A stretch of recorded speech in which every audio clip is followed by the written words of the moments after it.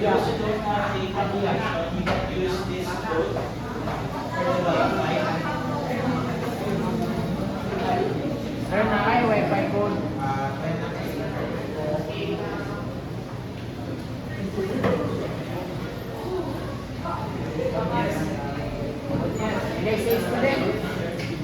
You can use any of this code. Just connect to the cell Wi-Fi and then enter this code. Again, the cell Wi-Fi for those who don't have data connection. For those who have devices naman, you can use or you can have by pair with your certificates. Of course, for those who have data and then devices, you can have individual.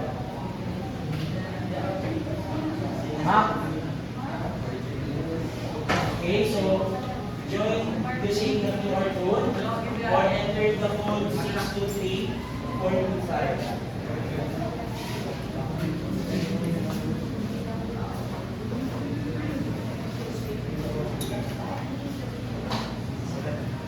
Okay.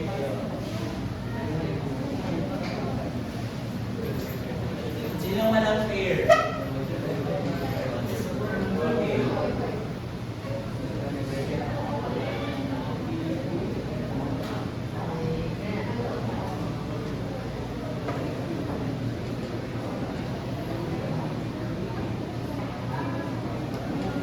Okay, are you able to join now?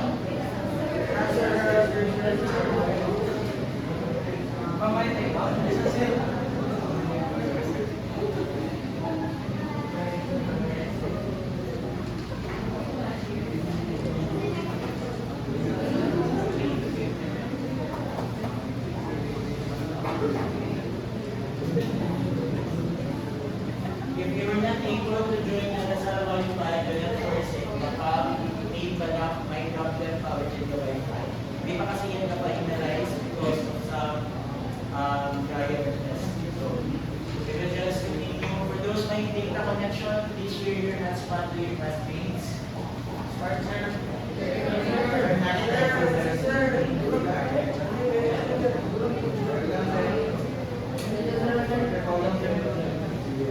Okay.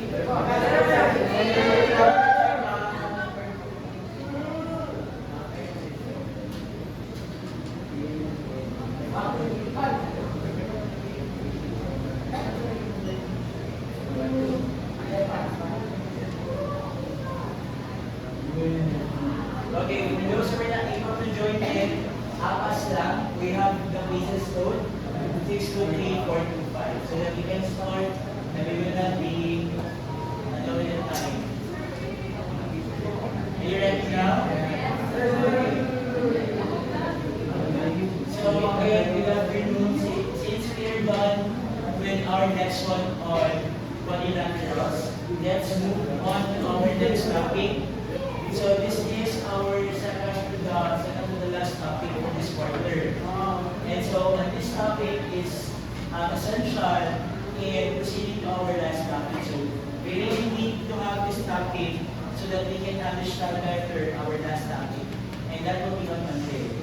So that will be our last topic for our exams next week. Okay. So let's move on to so our topic for this afternoon is not just about ratio and so I think this is already familiar with some of you, if not all, because this topic is already introduced in grade 5 or grade 6, right? Okay.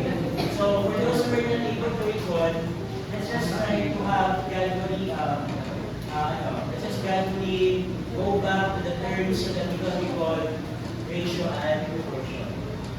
Okay, but before that, we will have a review first on the concepts that we have on the last meetings. And that will be on about quadrilaterals.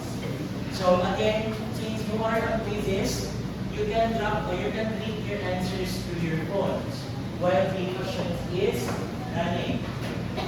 Please be mindful of the time. Meron tayong po yung questions. So again, let's just review and the review starts.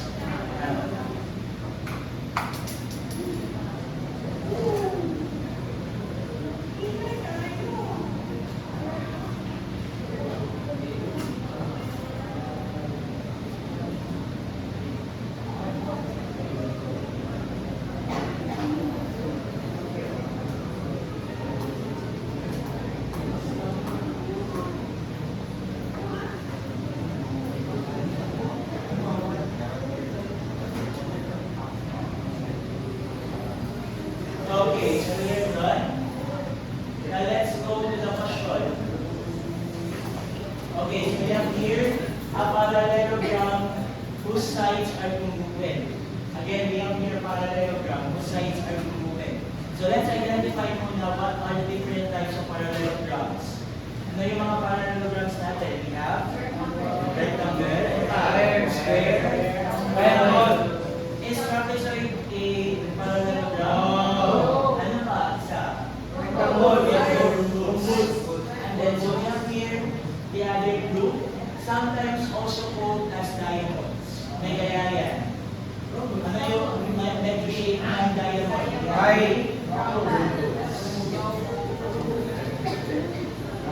Next, we have here question number 2.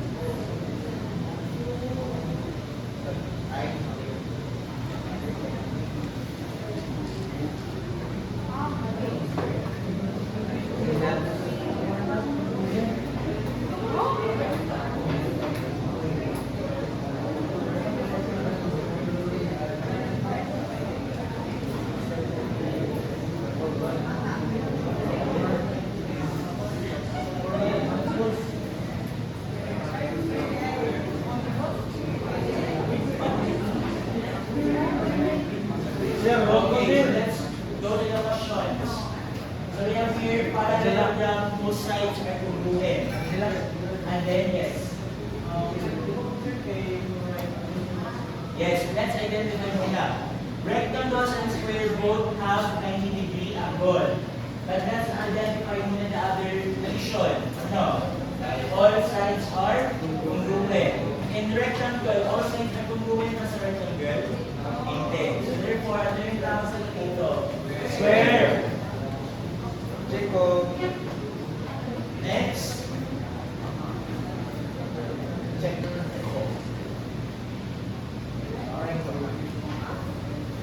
Oh.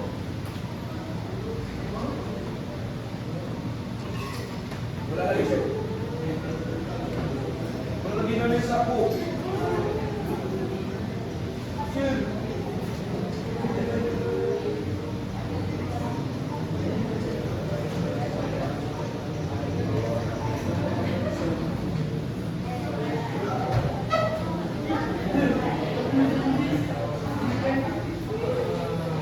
Okay, let's view the poll question.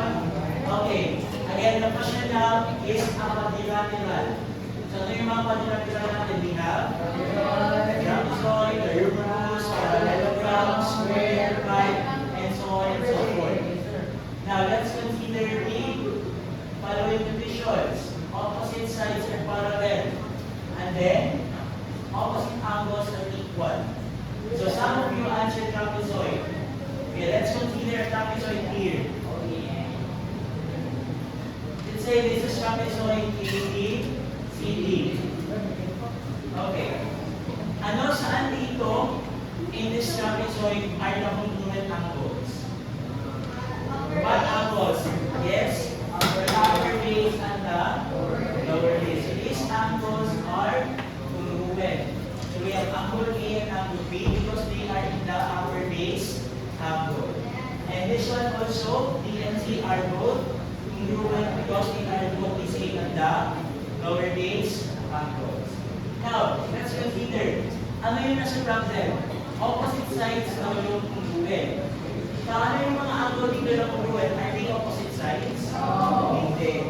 So therefore, ano yung trapezoid is already not the answer.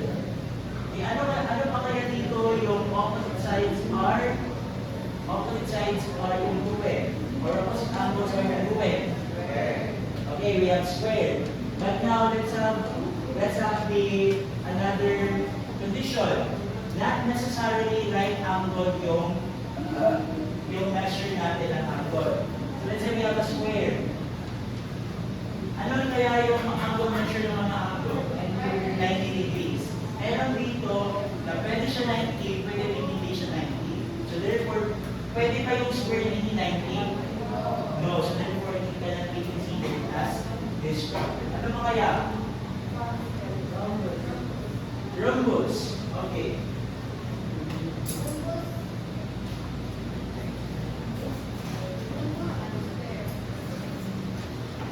Okay, we have here rhombus. Now, opposite sides and parallel are of an unequivalent. Yung equivalent, yung ano daw dapat, yung shape daw dapat na dito. Yung opposite side daw dapat are parallel at the side or the measure of the sides are equivalent. And the opposite angles are equal measure. It's not necessarily right angle. So, ano pa kaya dito? Can this rhombus can be considered in that problem?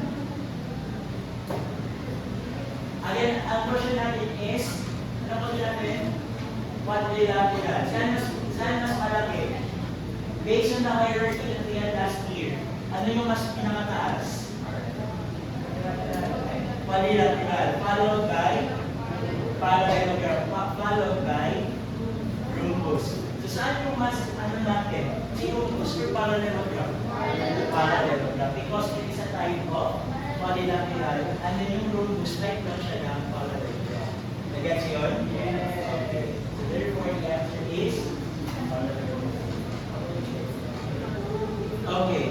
So let's move on. So those are the topics that we have last meetings on the quadrilaterals, finding the angles as well, finding the sides, and finding the unknowns. Now let's consider, let's move on to our topic this afternoon. That is on, again, ratio and proportion. And this will be our learning targets. So at the end of this lesson or session, you will be able to define and differentiate ratio from proportion. Lastly, next, we have describe a proportion. And lastly, we have solved problems involving proportions. So I guess, I know you are familiar with ratio and proportion. And so let's have this definition from ratio. Okay, when we have the word, when we say the word ratio,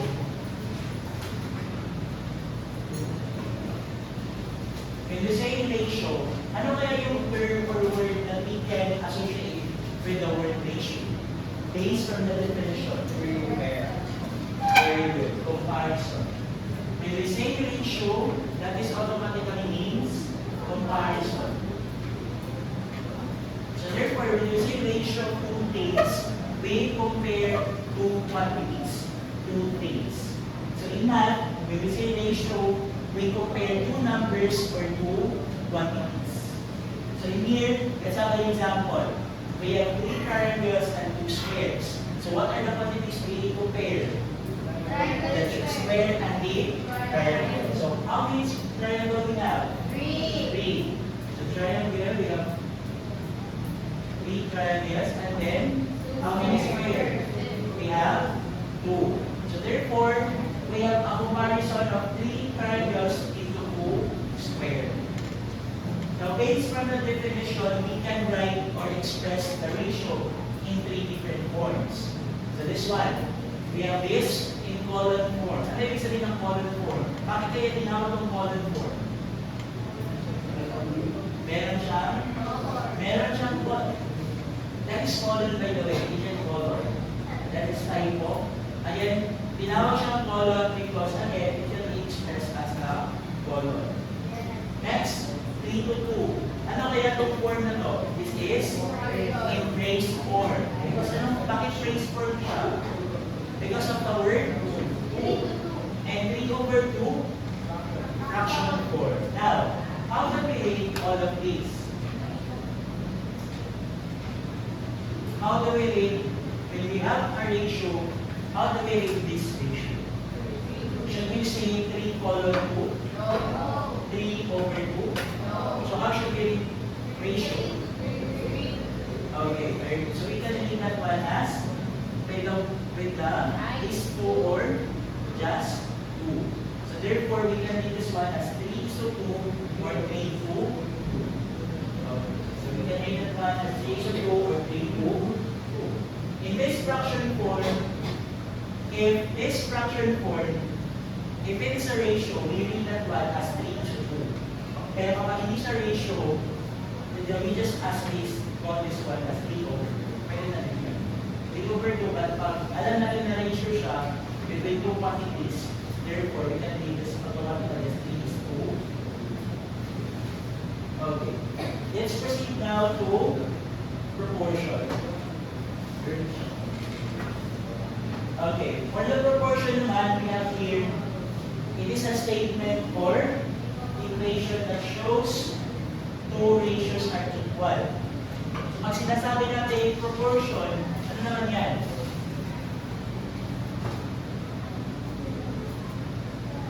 Pag sinasabi natin proportion, what is that?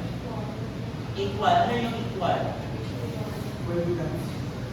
Congruent. Ano ba? Ano yung magka-equal sa proportion? The ratios. Therefore, if we say proportion, two ratios are equal. Are equal or equivalent. Okay, again, when we say ratio, that is comparison. And when we say proportion, there are two ratios being that is equal or equivalent. Okay, let's have an example. So let's say in this example, we have 3:4 and 9:12. They are, can I erase this one?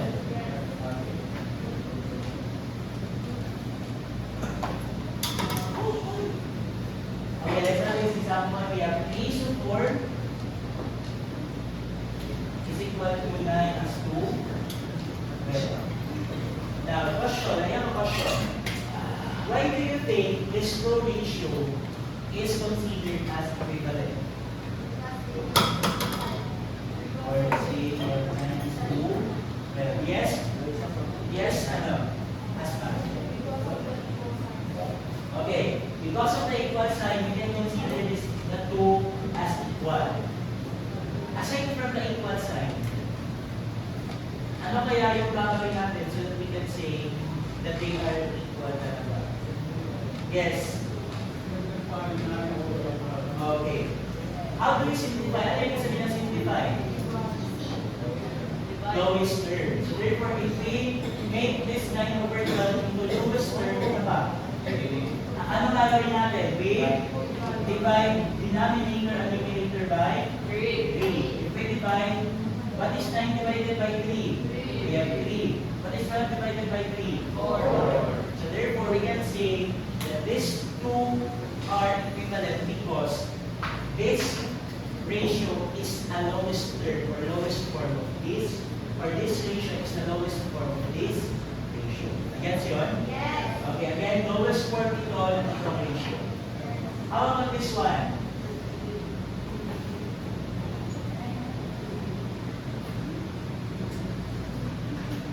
Are the ratio or the fraction here or the ratio proportion?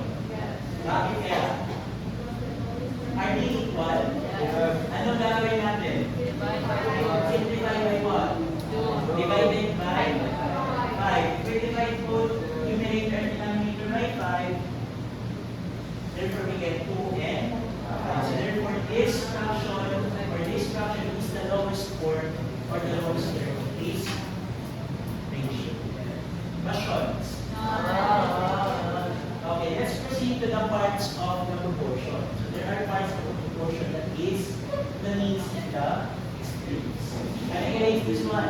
Yes. Okay, when we say means and extremes, those can be found in the proportion. Let's use this example. We have 3:4 is equal to 9:12. Based from the definition, for example, in the monitor, what do you think is the means here? Or what do you think are the means that can be found in this example? Bakit? Why do you say it is 4 and 9? Yes, Aida? Ano yan? Okay. When we have the means, they are those numbers or those numbers na nasa inside or nasa loob. So, kung pagtawag natin sa labas naman ay we have the, anong tawag dito? We have the extremes. So again, in column form, we can say that those na nasa loob or those that are inside are what we call as the means. And in the extremes naman are those na nasa outside. Now, how about in the fraction form? Let's say this one. 2 over 5 is equal to 10 over 25. What do you think are the means and the extremes here? Just give me my volunteer. Yes, yeah. What are the value inserts from the means?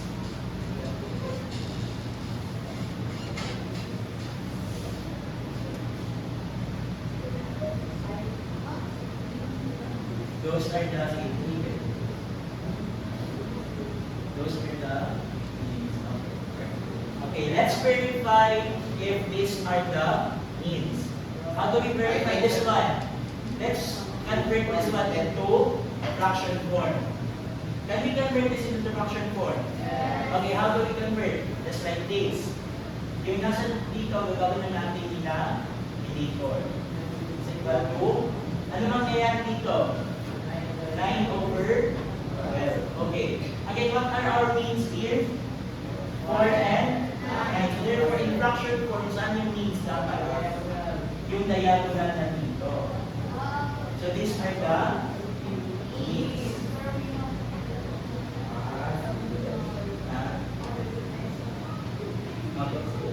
And ano naman, ito si 3 and 12. These are the extremes. Now let's verify dito. Kapag means, saan patungo yung diagonal? Far right. Is this going right? Okay, so let's hear. Okay, so these are the means. And how about the extremes? The left, the diagonal. So we have here 2 and 25.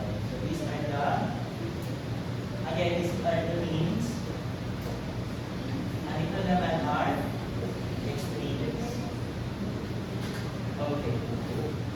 Any questions about means and extremes?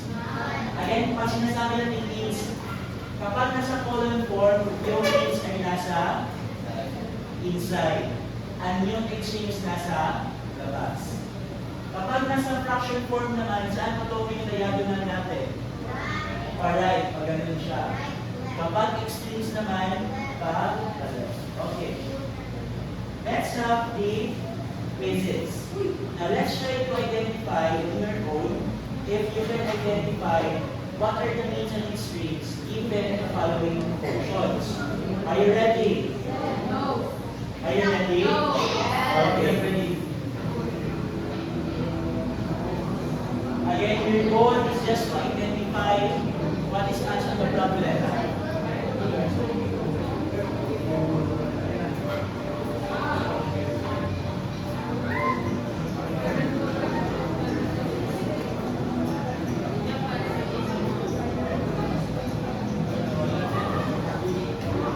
I-refresh lang.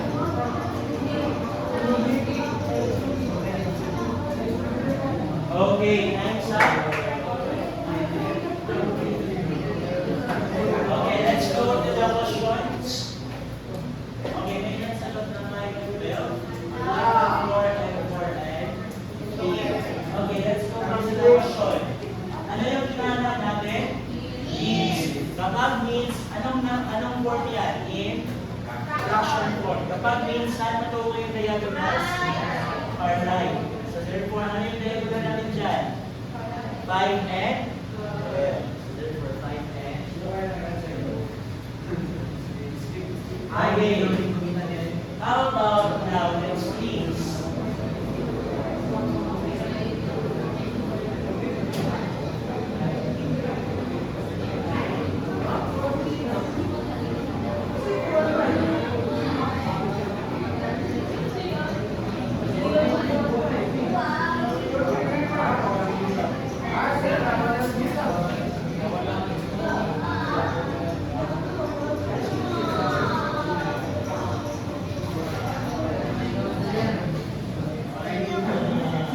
Okay, so we have, okay, only one answer. Only one left. Okay, let's go to the full question. Again, ano gagawin ko pag extremes? Pag asa patungo yung diagonals? Left. Saan yung left dyan? Forward and basic. How about this one?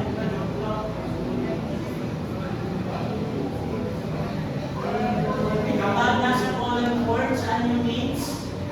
Okay, ayan ang alat doon.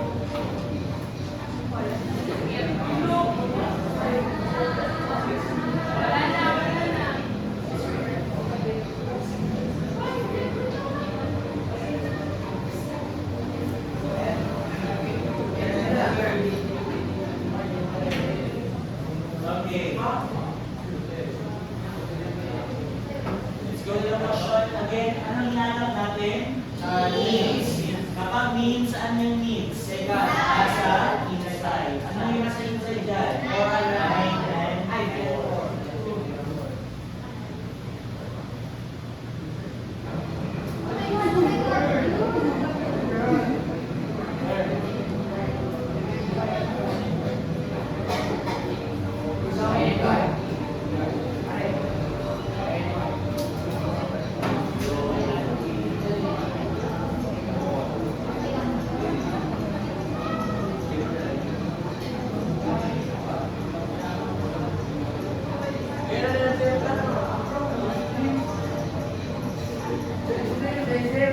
Okay.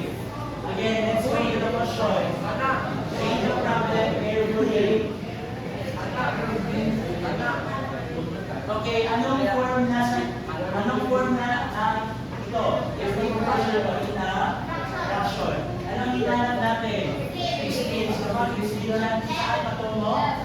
Patungo? Left. Saan yung ano yung nasa left na diagonal na dyan? Y and okay. So since we are done again with the part of the proportions, so those are the means and the extremes. Now, I have a question. Can I get this one? Yes. Yes, sir.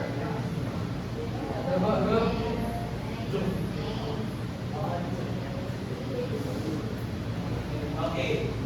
There are instances that we have to prove if the proportions are true proportions. Okay, let's have this one. Let's say, for example,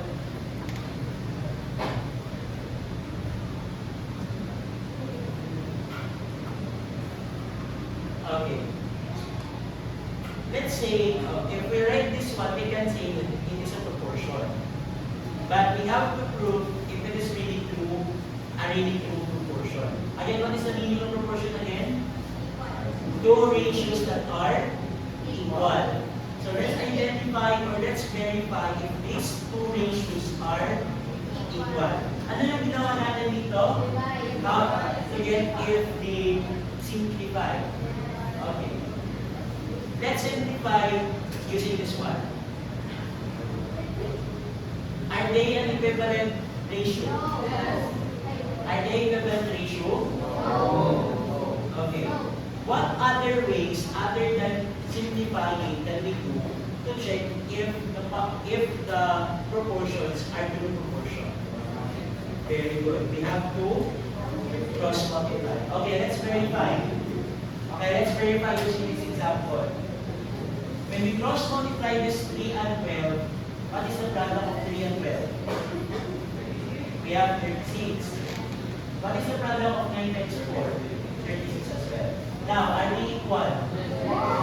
Okay, so we have multiply one. Let's verify this as well. What are the product of 2 and 25? 50.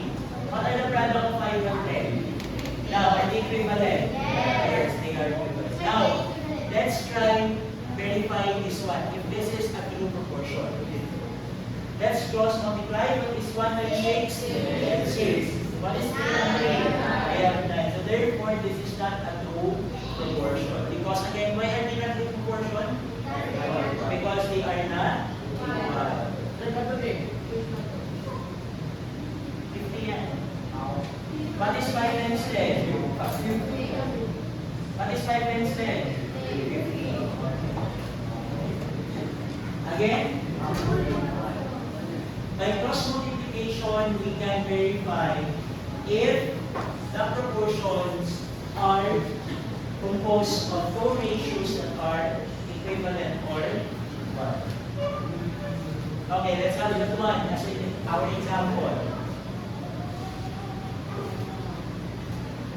Okay, let's have this example as well. Can we cross multiply this directly? No. So anong gagawin natin?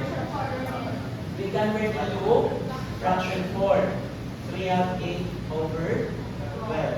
So anong gagawin ulit? We cross multiply. Okay. What is 12 times 4? 12 times 4? We have 48. What is 8 times 6? Are they equal? Okay, so therefore it is a true proportion. Now let's verify if you can cross-check if the proportions are true proportions.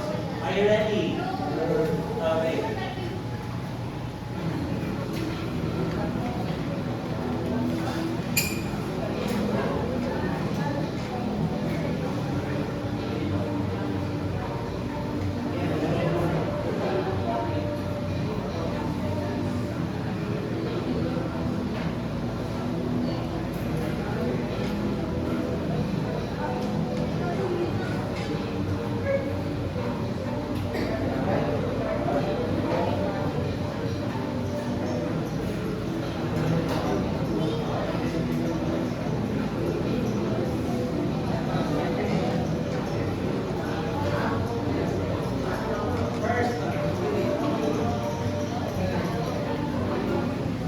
Okay. Okay, let's go to the more question. Okay, listen. Again, ang gagawin natin na verify if it's a true proportion, we have to cross multiply. So if we cross multiply 2 and 4 and 3 and 6, we get equal proportion. Okay.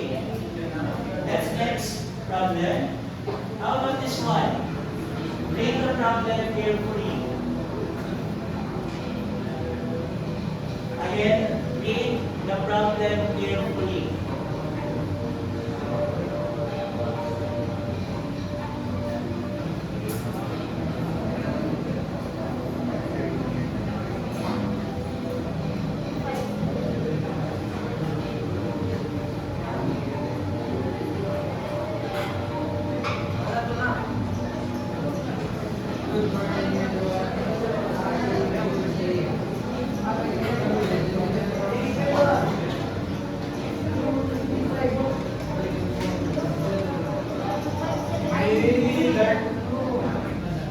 Okay. Okay, let's go to the question. Now this time, ano yung hinalak natin? Not a proportion. Ibig sabihin, yung magbibigay na hindi equivalent to ratios. Now, if you notice dito, you can convert pa, as I notice, as I walk, you can convert pa those column 4 into fraction 4 and then verify if equivalent pa sila. It would take time. But if meron time yung quizzes na saka exam per item, so you won't be able to answer. What do you think is the easiest way that we can do so that we can verify directly if it is a true proportion or not? Very good. Let's verify. If we try to multiply the means and the means, what is the product of 6 and 8? We have 48. Now let's try to multiply the product of times 3, 4 and 12. 48 as well. Do we have the same answer? Yes. Now, without conversion into a fraction 4, let's verify. What are the means here? In choices number 1, 4 and 2. Multiply 4 and 2. 8. What are the extremes? 1 and 8 multiply. Are they equivalent? Hindi. Equivalent. Let's move on to the second option.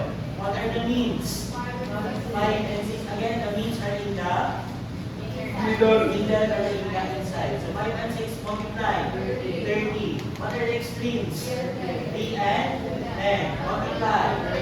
30 as well. So are they equivalent to 10? We move on. Means dito. Means. Yes. 3 and 4. What are the means? 3 and 4. 3 and 4. Multiply. Well, what are the extremes? 2 and 6. Multiply. Well, are they equivalent? Let's move on. What are the means?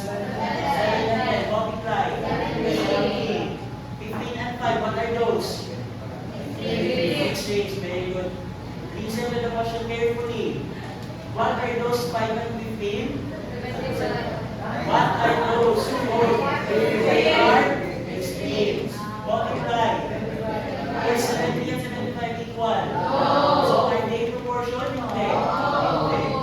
Again, aside from converting into fraction, aside from converting into fraction and then cross multiply, we can also do the column form by multiplying the means and the extremes. Nakuha? Now, without an option with dito, hindi na kayo maghahanap if ano yung proportion with it. I mean, saan dyan yung proportion sa 90? But this time, you have to identify if it is a proportion or hindi.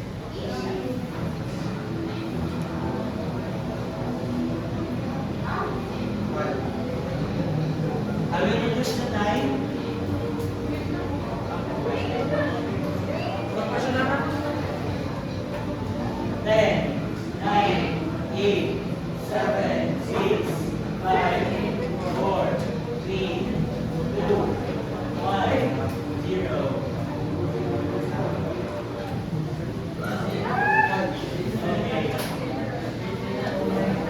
Again, let's mo ano tayo dito? Is this in fraction or in column form? Fraction. Ano gagawin mo pag in fraction form? Baka ginawa niyo pang column form. Ginawa niyo pang column form? Ano yung gagawin na lang dito? Cross multiply na lang. What is 12 times 21? Okay. What is 7 times 36? Are they proportion? Hindi. Next. Madali lang, hindi.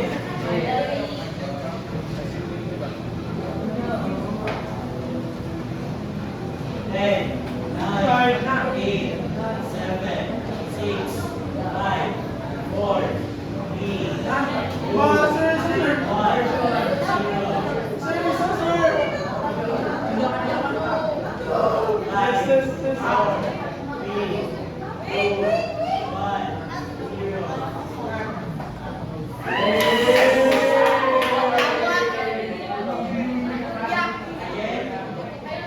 Okay, when you cross multiply the two, ano yung equal? Hindi. So, ano lang sa nila? That proportion.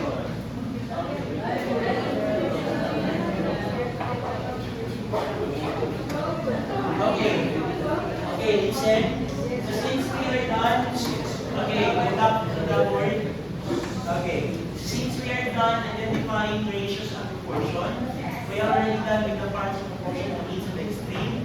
We're also done with identifying kung saan yung means at saka extreme. And lastly, we are done with verifying proportions. Now, we are down to solving proportions. Now, in solving proportions, there are unknowns. Ano yung sabihin ng unknown? That can be represented as variables.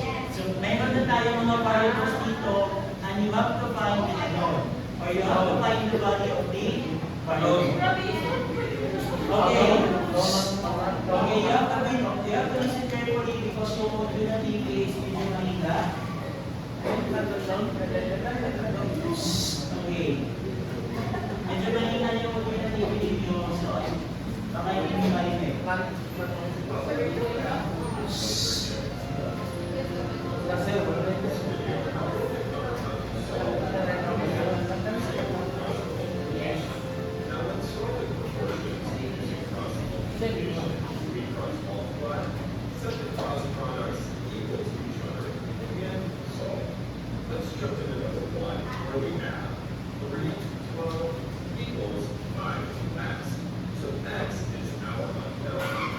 Okay, let's follow the step listed above. Can I erase this one? Yes. Okay, let's follow. Ano yung gagawin mo na? The first step, na naka-blue. We have to cross multiply. So we have 3 over 12 is equal to 5 over x. Now, cross multiply, hindi necessary yung order. Pwede nyo to unahin, pwede nyo to unahin. So we have 3 times x, we have 3x. 12 times 5, 16. Now, our goal is to find the value of x. So, anong gagawin natin dito? Divide both sides by x. by 3, so we have x is equal to 20. 20. So therefore, our x value is 20. So you can copy the second problem and try it with your notes. Yes, that is the only problem that we will be having on ratios. Finding the nodes, finding the means and extremes, verifying verifying versions.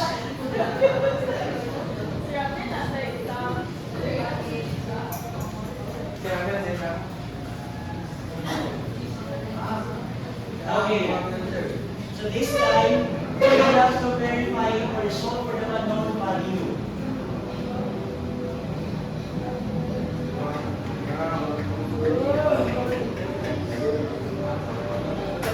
Again, we can also multiply using the means and the extremes.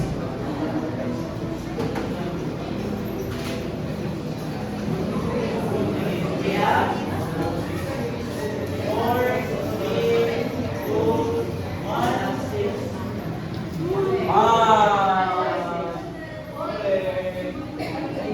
Okay, all questions again. How do you solve that one? Again, go back to the question. You can either transform that one first in fractional form, or ano gagawin natin ulit siya? Dito, yung sinabi na kanina. We can multiply it with the extremes and the means. Next.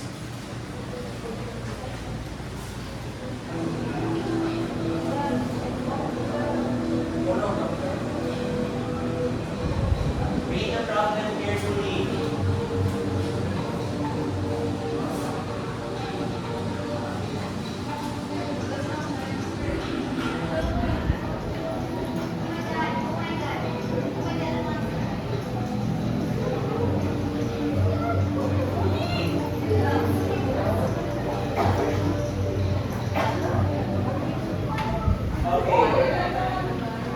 Okay, let's go to the question. Ano yung hinalang natin? Nag-represent sa ating problem. Okay. Ano yung quantities na we compare? Ano yung quantities na we-compare natin? The ratio of boys and girls. So therefore, we can say that boys is to girls. Ano yung given natin? Ano yung ratio ng boys to girls? We have 6 to 5. Now given, we have question. Given there is the number of boys, saan nalalagay si boys? Dito or dito? Bakit sa first? Very good. Because yung relationship na ating comparison, nauna yung boys compare sa girls. So therefore, ano nalalagay dito? 48. 48. Anong nilalagay dito? X. What if hindi X? Okay. Pwedeng Y, pwedeng X, as long as it is a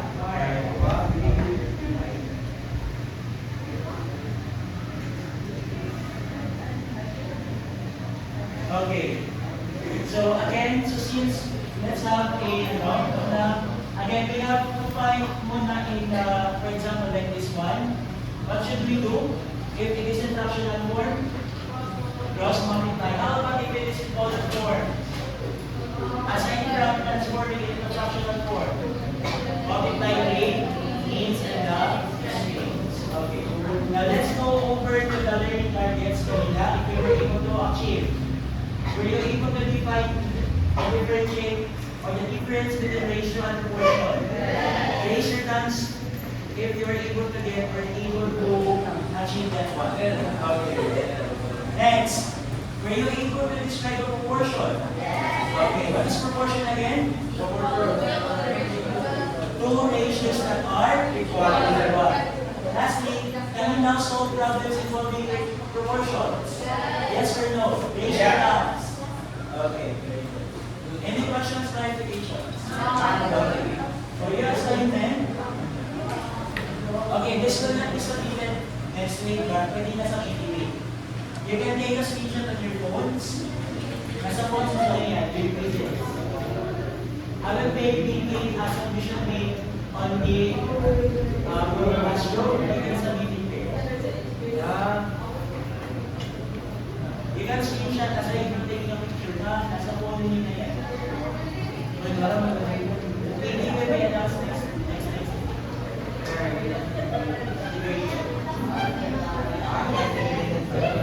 Yes. We will have to discuss our topic next time. Science and questions? Okay, let's have our closing prayer. If there are questions, yes, next week on Monday. Okay, closing prayer, Mario. Prayer leader.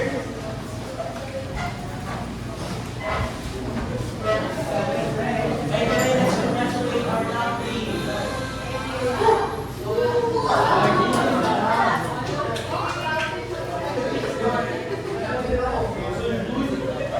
Okay, let's have a